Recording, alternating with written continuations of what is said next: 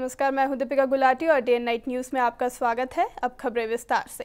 AIIMS व कृत्रिमन झील के मुद्दे पर आज जम्मू बंद का ऐलान किया गया है। बंद का आह्वान करने वाली कोऑर्डिनेशन कमेटी ने दावा किया है कि इसका असर जम्मू संभाग में लखनपुर से लेकर बनिहाल तक रहेगा। इस दौरान सभी दुकानें बंद रहेंगी और सड़कों पर यात्री वाहन भी नहीं चल रहे। कमेटी का कहना है कि जम्मू के प्रति सरकार के उदासीन रवैये के खिलाफ पूरा संभाग एकजुट है। वहीं तमाम संगठनों से भी बंद को सफल बनाए जाने की अपील की गई है।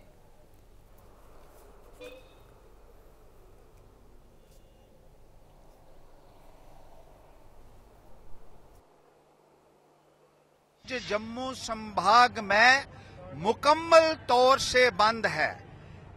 सारे जिला मुख्यालय, तहसील मुख्यालय आज बंद हैं क्योंकि जम्मू के साथ लगातार भेदभाव जो है, न केवल ये कोलिशन सरकार कर रही है बल्कि दिल्ली में बैठी हुई भारतीय जनता पार्टी की रहनुमाई में जो सरकार है उसने भी जम्मू के लोगों के जो जज्बात थे उनके साथ खिलवाड़ किया है। देखिए, राजनाथ सिंह जी का भी आज यहाँ आने का प्रोग्राम था। आज हमने फैसला किया कि आज के दिन यहाँ बंद भी होगा और राजनाथ सिंह जी का काले झंडों के साथ स्वागत किया जाएगा, क्योंकि जम्मू के लोगों की उम्मीदों के साथ खिलवाड़ हुआ है, धोखा हुआ है। जम्मू में आज बंद का ऐलान किया गया है। एम्स को कश्मीर में शिफ्ट किए जाने को लेकर आज पैंथर्स पार्टी ने इसका विरोध किया। पैंथर्स पार्टी नेता हर्षदेव सिंह का कहना है कि सरकार ने जनता को धोखा दिया है।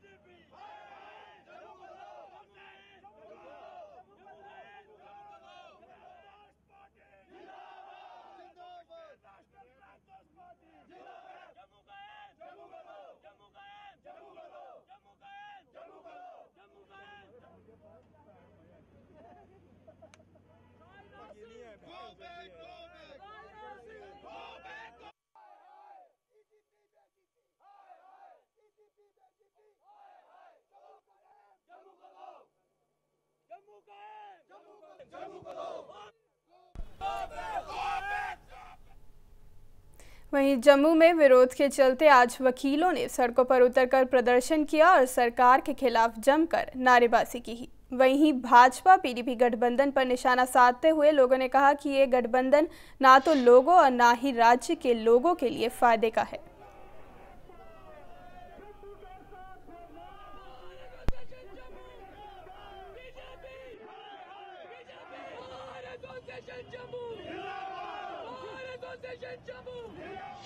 देखिए, ये सच मैं बीजेपी में हूँ, लेकिन ये भी सच है कि मैं हिंदुस्तान का एक रिस्पांसिबल शहरी हूँ। मैं जम्मू का बाशिंदा हूँ और मेरी ये शुरू से सोच रही है कि ये बीजेपी के अलायंस पीडीपी के साथ ये ठीक नहीं है। ये ना देश के हक में है, ना जम्मू के हक में है, ना माइनॉरिटीज के हक में है, ना स्टेट के हक में है। अगर ये किसी के हक में है तो वो पाकिस्तान के हक में है, अलगाववादी के हक में है। तो मैं तो पहले दिन से मैं चिट्ठी में लिख रहा हूं उनको कि ये अलायंस ठीक नहीं है। और ये जो बंद आज हुआ है, मैं इसके बारे में मेरा बड़ा मानना है, ये बंद जम्मू के लोगों पर इम्पोज किया गया है कि मुफ्ती साहब वो कश्मीर से जम्मू में आते हैं और जहां पर स्टेटमेंट देते हैं कि ना जम्मू में बनेगा एम्स और जो तभी आर्टिफिशियल लेक जो है इस पर काम भी जो है बंद कर दिया जाएगा। तो ये मैं कह रहा हूं, ये बंद जो है यहाँ पर इम्पोज किया गया है और आज जो जम्मू में हालात बने हैं इसके लिए जो है मुफ्ती और उसके जो सपोर्ट हैं वो रिस्पॉन्सिबल है। मीडिया को टाइम टू टाइम ब्रीफिंग दे रहे हैं। बंद का बड़ा स्पष्ट कारण है, आज से 1-1.5 महीना पहले चीफ मिनिस्टर साहब ने एक स्टेटमेंट दी थी कि एम्स जो है वो श्रीनगर में इस्टेब्लिश होगा और जो आर्टिफिशियल लेक का काम चल रहा था उन्होंने कहा था ये इकोनॉमिकली और टेक्निकली वायबल नहीं है, इसको शेल्फ किया जा रहा है। और जम्मू के लोगों को फिर एक बार ये लगा कि उनके साथ नाइंसाफी हो रही है और आज हमारी बर्निंग डिमांड्स बहुत ज़्यादा हैं, लेकिन एम्स, आर्टिफिशियल लेक जैसे चैम्बर का वैट का मसला है, ट्रांसपोर्टर्स का टोल प्लाजा का मसला है, फेडरेशन के कुछ और मसले हैं, लेकिन आज हम जो एकजुट हुए हैं, जो हमें मौका मिला है वो एम्स और आर्टिफिशियल लेक का सबसे बड़ा मुद्दा है। एम्स के मुद्दे को लेकर जम्मू बंद के बीच आज केंद्रीय गृह मंत्री राजनाथ सिंह एक दिवसीय दौरे पर जम्मू पहुंचे हैं। बंद के बीच पहुंचे गृह मंत्री की सुरक्षा के लिए पुख्ता प्रबंध किए गए हैं। गृह मंत्री भाजपा के जन कल्याण पर्व के तहत जम्मू में होने वाली पार्टी के कार्यक्रम में हिस्सा लेंगे। सुरक्षा सुनिश्चित करने यहां पहुंची एनएसजी टीम के अधिकारियों ने राज्य पुलिस, सुरक्षा शाखा, खुफिया एजेंसियों, अर्धसैनिक बलों के अधिकारियों के साथ बैठक की। आपको बता दें कि गृह मंत्री पार्टी के कार्यक्रम में हिस्सा लेने के बाद दोपहर को तालाब तिल्लो में जनसंपर्क कार्यक्रम में भाग लेंगे, जिसके बाद संवाददाता सम्मेलन को भी संबोधित करेंगे।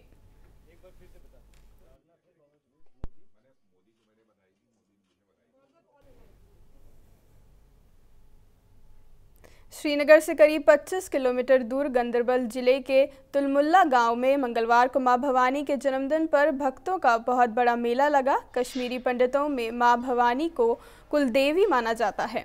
स्थानीय और प्रवासी कश्मीरी पंडितों, पर्यटकों ने यहां आकर प्रार्थना की। सुबह ही पूजा के लिए भक्तों की भीड़ मंदिर पहुंची। मंगलवार को कश्मीर में मां भवानी का जन्मदिन धूमधाम से मनाया गया। इस मौके पर खीर भवानी मंदिर में हर वर्ष की तरह बड़े मेले का भी आयोजन किया गया। देश भर के साथ विदेशों से आए हजारों भक्तों ने माता के दर्शन किए। भक्तों ने कश्मीर में अमन और अपनी शांतिपूर्वक वापसी की भी कामना की। यहाँ हमें सब कुछ मिलता है तो हम बहुत शुक्रगुजार हैं। हम ये पूरी जो इंडिया में हमारे लोग बैठे हैं जो 30 साल पहले निकले थे, हम उनसे भी रिक्वेस्ट करते हैं कि वो आए, कश्मीर आए, वापस आए और देखें कि कश्मीर में वही हालात है, वही लोग हैं, वो मुंतज़िर हैं हमारे आने का करते हैं। तो हमें बहुत खुशी है, हम बार बार यहाँ आए, लोगों के साथ रहें। और भी कई जगहें हैं जहाँ हमें जाना चाहिए, कोशिश करेंगे। मैं अपने जो बरादरी है उनसे भी कहता हूँ कि वो आए यहाँ पे। ये हालात हूँ यहाँ जो आज से 25 साल 30 साल थे, ताकि हम सब यहाँ मिलजुल कर वापस हम आए और मिलजुल कर रहें, ये हमारी सबसे बड़ी है। बाकी हम कई तकरीबन 40,000 के लोग यहाँ हमारे साथ आए हैं। सरकार ने काफ़ी हमारी मदद कर दी इस यात्रा में। इस वक्त हम कार्यकर्ता के रूप में काम कर रहे हैं। सरकार ने मदद की, लेकिन कुदरत का कहर जो होता है उसने साथ नहीं दिया, तो बाकी सब कुछ बहुत बढ़िया चल रहा है। माता खीर भवानी का ये आज का मेला जहां कश्मीरी पंडितों की आस्था से जुड़ा हुआ है, वहीं कश्मीरी इतिहास में सबसे बड़ा दिन माना जाता है, जहां आज के दिन पिछड़े हुए कश्मीरी पंडित कश्मीरी मुसलमानों से मिलने का एक मौका भी मानते हैं। यहाँ पर आए हुए कश्मीरी पंडित देश भर से जहाँ कश्मीर के अमन के लिए दुआएं करते हैं, वहीं उनकी मांग ये भी है जो सियासी गलियारों में लगातार घर वापसी के नारे लगाए जा रहे हैं, उन्हें सरकार एक ठोस कदम उठाकर पूरा करे ताकि बिछड़े हुए लोग एक बार फिर से अपनी घर वापसी करें। कैमरा पर्सन फैरजवानी के साथ Irfan Qureshi, day and night news. मुख्यमंत्री वीरभद्र सिंह की अध्यक्षता में करीब 2 बजे हिमाचल प्रदेश मंत्रिमंडल की बैठक होगी। बैठक में कई योजनाओं पर मुहर लगने की संभावनाएं जताई जा रही हैं।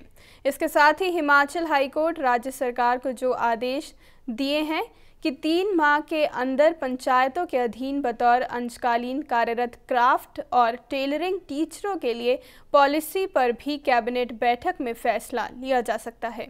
वहीं प्रदेश के राशन डिपुओं में मिलने वाली दालों को महंगा करने पर भी फैसला इस बैठक में लिया जा सकता है।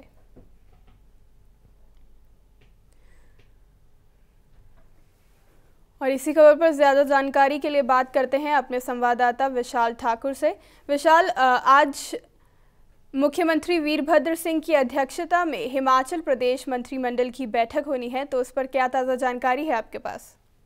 बिल्कुल दीपिका जी, आज जो है 2 बजे जो है वो मंत्रिमंडल की बैठक होने जा रही है, जिसकी अध्यक्षता जो है वो प्रदेश के मुख्यमंत्री वीरभद्र सिंह जी करेंगे। साथ ही साथ इसमें ये कहा जा रहा है कि पूरे प्रदेश जितने भी मंत्री हैं वो सारे के सारे जो है इसमें उपस्थित रहेंगे। और जो खास मुद्दे जो हैं, जो इस कैबिनेट में जो महत्वपूर्ण मुद्दे हैं जो आज जिसको अप्रूवल मिलने जा रही है, जिसमें एक खास मुद्दा है कि जो हाईकोर्ट का जो आदेश है जिसमें ये कहा गया कि जो पंचायतों के अधीन जो है वो अंशकालीन कार्यरत क्राफ्ट टीचर या टेलरिंग टीचर जो है उनके लिए नई पॉलिसी बनाया जाए। और साथ ही साथ जो प्रदेश में जो राशन डिपो है उसमें जो दालें हैं वो 7 रुपए जो महंगी होने जा रही है। ये भी जो मामला जो है वो प्रदेश मंत्रिमंडल की बैठक में सामने आएगा और इसमें ये कहा जा रहा है कि जो कयास लगाए जा रहे हैं कि इसमें जो है 7 रुपए जो अब दालें जो है वो महंगी मिलने जा रही है। तो ऐसी तमाम कई तरह के जो बिंदु हैं जो आज मंत्रिमंडल बैठक में रखे जाएंगे और उनको जो है उस पर मोहर लगाई जाएगी। जी विशाल, इस तमाम जानकारी के लिए आपका धन्यवाद।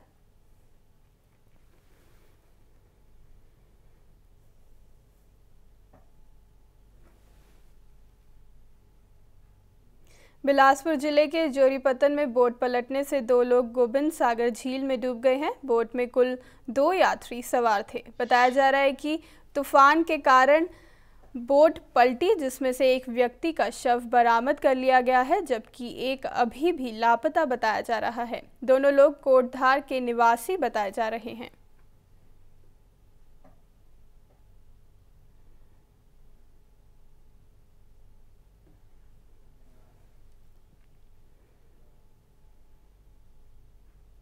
मोदी सरकार के 1 साल के मौके पर देश भर में भाजपा नेताओं ने जगह जगह प्रेस कॉन्फ्रेंस कर भाजपा की उपलब्धियां गिनाई। इसी कड़ी में शिमला पहुंची भाजपा राष्ट्रीय महामंत्री सरोज पांडे ने मोदी सरकार को आर्थिक, राजनीतिक और कूटनीतिक मोर्चे पर मोदी सरकार को सफल बताया है। शिमला में मोदी सरकार के 1 साल के कामकाज का लेखा जोखा देते हुए पांडे ने भूमि अधिग्रहण बिल पर विपक्षी पार्टियों के नेताओं पर भी जमकर निशाना साधा।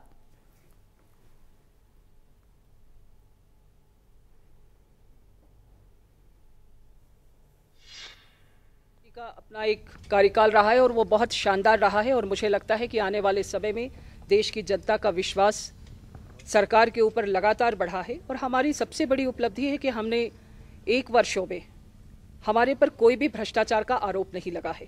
1 साल में सरकार ने जो काम किया है, अगर आज सरकार ने अपना रिपोर्ट कार्ड पेश किया है तो पहली बार भारत की राजनीति के इतिहास में ये पहली बार हुआ है। और भूमि अधिग्रहण बिल पर बार बार विपक्ष लोगों को गुमराह करने का प्रयास कर रहा है। सरकार ने इस बात को बहुत स्पष्टता से कहा है कि हम किसी की भी उपजाऊ जमीन नहीं लेंगे।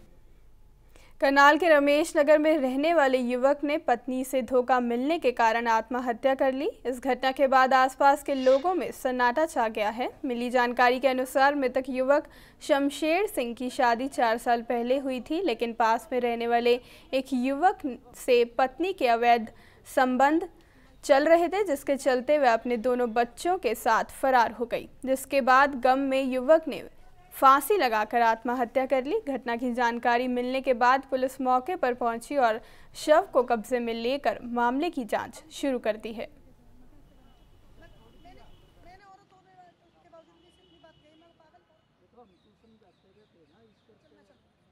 जो इनकी वाइफ थी 5 तारीख को घर से चली गई, दोनों बच्चों को साथ लेके, और वो ये काम पे गया हुआ था। इसको पीछे से, इसके पीछे से गई है। वो जिस फैक्ट्री में ये काम करती थी उसी फैक्ट्री के लड़के नहीं है तो उसी लड़के के साथ। अच्छा, है तो उसी लड़के के साथ। वो छोड़ के कि जब इसके साथ ये इसका फेर चला था ना, तो ये फोन पे बात वगैरह होती थी। जैसे ये पूछता था लड़का कि अभी क्या बात है, तो ये कहती थी कुछ नहीं है, मैसेज आया है। तो उसके गम में ही इसने फांसी लगाई? इसी के गम में फांसी लगाई है कि इसके बच्चे चले गए, वो इस गम में फांसी लगाई। बच्चे भी साथ ले गए? बच्चे भी साथ ले गए, 2 लड़के हैं। ये जो मृतक शमशेर सिंह है, इसकी घरवाली 20-25 दिन पहले घर से बिना बताए अपने बच्चों को लेकर चली गई। ठीक है। जो ये उसी की कारण परेशान रहता था, कहाँ गई है कहाँ नहीं, ये पुलिस तलाश कर रही है उसकी? हाँ, तलाश कर रही है।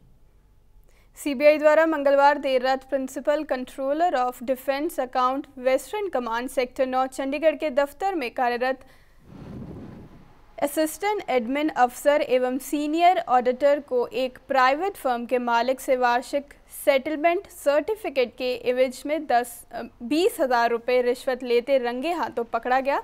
सीबीआई के द्वारा दोनों के खिलाफ सेक्शन 7 पीसी एक्ट 1988 के तहत मामला दर्ज कर लिया गया है।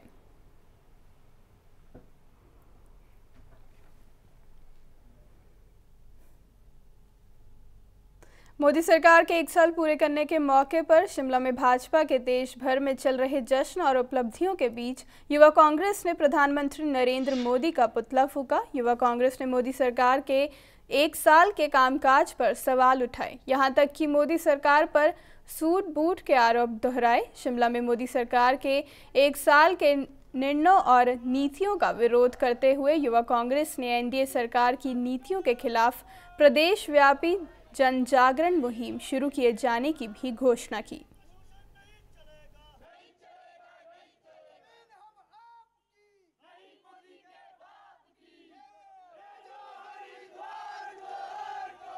मोदी जी का जो 1 साल सरकार का पूरा हुआ है उसके ऊपर उसका विरोध करते हुए प्रदेश युवा कांग्रेस ने जो बड़े बड़े उद्योगपति और कुलपति हैं उनको टाई पहनाकर आज उनका पुतला फूंका है, क्योंकि ये सिंबॉलिक है।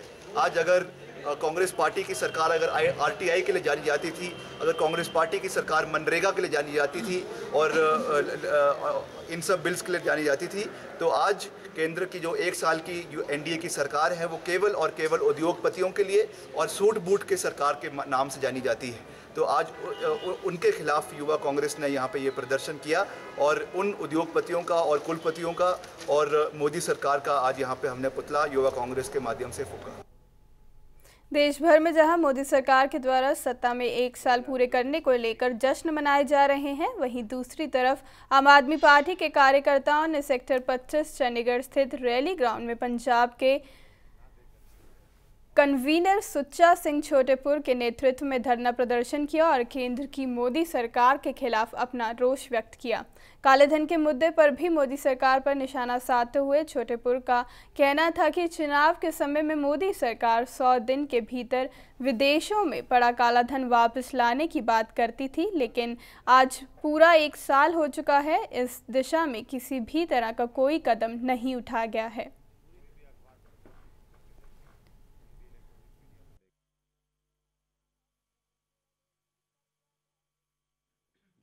पेंशन देने की बात हो, साल भर हो गया। और आइए अब आपको सीधा ले चलते हैं जम्मू, जहां राजनाथ सिंह संबोधित कर रहे हैं। आज के ठीक 1 साल पहले केंद्र में हमारे लोकप्रिय नेता श्री नरेंद्र भाई मोदी के नेतृत्व में एक सरकार बनी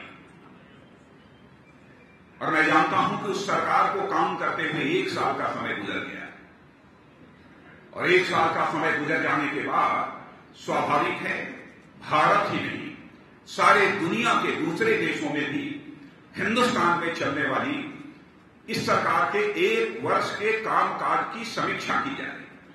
कैसा काम किया, जो वादे किए थे उन वादों को पूरा किया है कि नहीं पूरा किया है, इस पर चर्चा हो रही है, बहस हो रही है। लेकिन इतनी बात मैं दावे के साथ कह सकता हूं, कोई यह कह सकता है कि यह काम हुआ, कोई कह सकता है यह काम नहीं हुआ, लेकिन इतनी बात मैं दावे के साथ कह सकता हूं, हिंदुस्तान ही नहीं दुनिया का कोई व्यक्ति इस सच्चाई को नकार नहीं सकता है कि हमारी भारतीय जनता पार्टी नेतृत्व की एनडीए सरकार, जिसके प्रधानमंत्री श्री नरेंद्र भाई मोदी हैं, 1 वर्षों में हमारी सरकार यह साइलेंट मोड में नहीं रही है बल्कि एक्शन मोड में रही है। इस हकीकत को सभी स्वीकार है।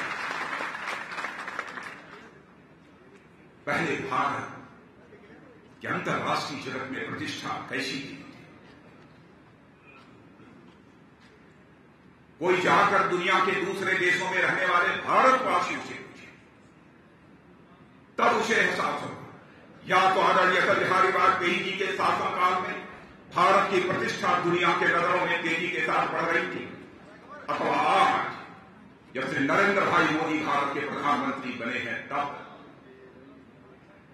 इतना ही नहीं, हमारे देश की अर्थव्यवस्था के बारे में चर्चा हो रही है।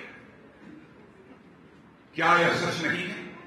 और आपके माध्यम से मैं जम्मू कश्मीर की जनता से भी यह जानना चाहूंगा, हिंदुस्तान की जनता से, अपने राजनीतिक विरोधियों से भी यह मैं जानना चाहता हूं, क्या यह सच नहीं है?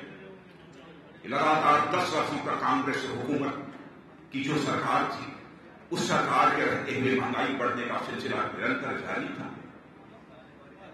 क्या यह सच नहीं है कि नरेंद्र भाई मोदी की केंद्र में सरकार आने के बाद महंगाई केवल रुकी नहीं है बल्कि महंगाई में तेजी से गिरावट आई है? कंज्यूमर प्राइस इंडेक्स, जहां उस समय 8.84% लगभग 9% के आसपास हुआ करता था, आज वो 5% से काफी नीचे पहुंच चुका है। एक साल की कभी कभी हमारे विरोधी यह तर्क देते हैं कि अंतर्राष्ट्रीय मार्केट में क्रूड ऑयल की कीमत कम हो रही है, पेट्रोल और डीजल की कीमतें कम हो रही हैं, इस कारण महंगाई हिंदुस्तान में धीरे धीरे कम होती जा रही है।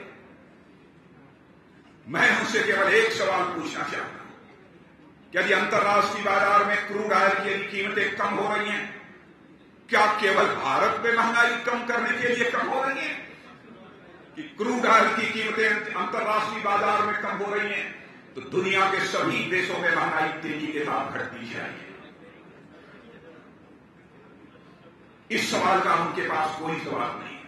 और भारत के अर्थव्यवस्था के संबंध में मेरे कार्यकर्ता बहनों भाइयों, यदि आप जानना चाहते हो, भारत की रेटिंग एजेंसी नहीं, भारत की नहीं, दुनिया की अंतर्राष्ट्रीय रेटिंग एजेंसी जो दुनिया के हर देशों की रेटिंग करती रहती हैं, कहां की अर्थव्यवस्था कैसी है, कहां की अर्थव्यवस्था कैसी है, इसकी बराबर रेटिंग करती रहती हैं। उन्होंने भी कहा है कि भारत की अर्थव्यवस्था इस समय दुनिया के जितने G20 देश हैं उनमें सर्वाधिक फास्ट ग्रोइंग इकोनॉमी, तेजी के साथ बढ़ने वाली अर्थव्यवस्था इस समय यदि कहीं की है तो भारत की है, आपके देश की। उन्होंने भी कहना स्वीकार किया, इस सच्चाई को अभी स्वीकार करने लगे। और इतना ही नहीं, विश्व में चीन के बाद सर्वाधिक तेजी के साथ विकास करने वाली अर्थव्यवस्था यदि कहीं की है तो भारत की है। यह सभी स्वीकार कर रहे हैं। आर्थिक मोर्चे पर हम लोगों ने यह कामयाबी हासिल की। कांग्रेस नेतृत्व की यूपीए सरकार के शासनकाल में तो जैसे नीतिगत फैसले होते ही नहीं थे, वह सरकार पॉलिसी पैरालिसिस की शिकार हो गई। लेकिन इस सरकार के आने के बाद यह सिलसिला समाप्त हुआ है। हम लोगों ने नीतिगत फैसले करना प्रारंभ किया है, और नीतिगत फैसले आनंद फानंद में नहीं, बल्कि नीतिगत फैसले जो हम लोगों ने करना प्रारंभ किया है उसमें पूरी तरह से पारदर्शिता है, ट्रांसपेरेंसी।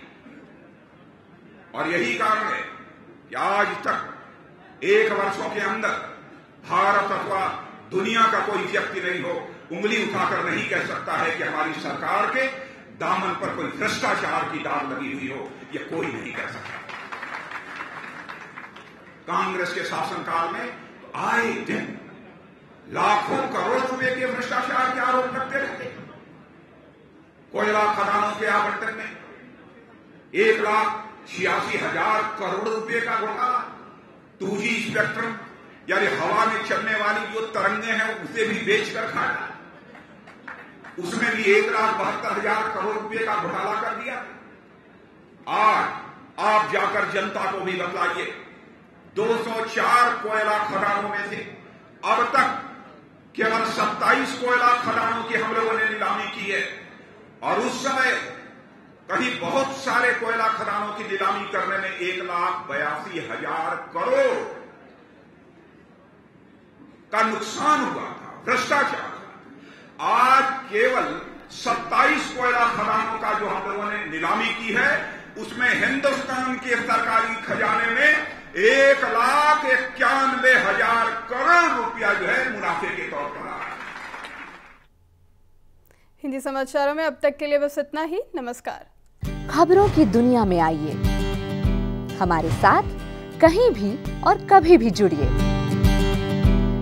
हम मिलेंगे फेसबुक पर, हम दिखेंगे यूट्यूब पर, हमें फॉलो कीजिए ट्विटर पर। खबरों के साथ बने रहिए रात दिन।